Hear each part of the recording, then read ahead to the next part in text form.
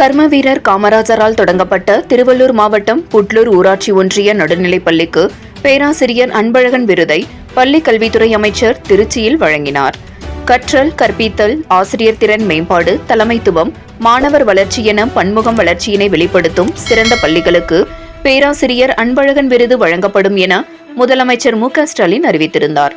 அதன்படி சிறந்த பள்ளிகளை தேர்வு செய்வதற்கு முதன்மை கல்வி அலுவலர் தலைமையில் மாவட்ட அளவிலும் பள்ளிக் கல்வி இயக்குநர் தலைமையிலும் மாநில அளவிலும் குழு அமைக்கப்பட்டது.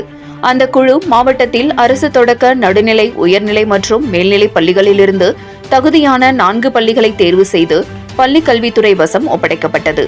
இதில் 76 பள்ளிகளை சிறந்த பள்ளிகளாக தேர்வு செய்து பள்ளிக் கல்வித்துறை அறிவித்தது.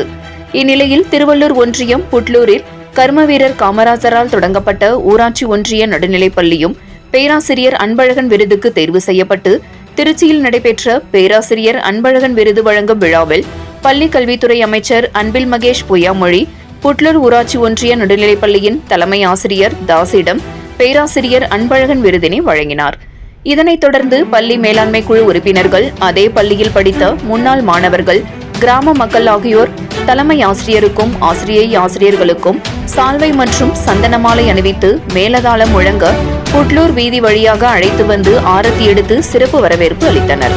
இந்நிகழ்ச்சியின் போது புதிதாக புட்லூர் ஊராட்சி ஒன்றிய தொடக்கப்பள்ளியில் சேரவந்த மாணவர்களுக்கு அப்பள்ளியின் தலைமை ஆசிரியர் தாஸ் மற்றும் மாலை அணிவித்து பள்ளி மேலாண்மை குழு உறுப்பினர்கள் மலர் மாலை அணிவித்து ஆரத்தி எடுத்து வரவேற்பு அளித்தனர்.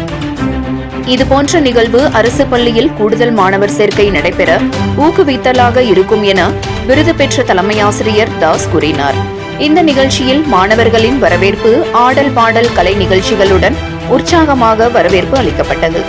இதில் பள்ளி ஆசிரியர்கள் மாலா, ரசீதா, திலகவதி, கீதா லட்சுமி, சங்கீதா, தாரணி, கார்த்திகா மற்றும் பள்ளி மேலாண்மை குழு உறுப்பினர்கள், முன்னாள் மாணவர்கள், கிராம பொதுமக்கள் என ஏராளமானோர் கலந்து கொண்டனர்.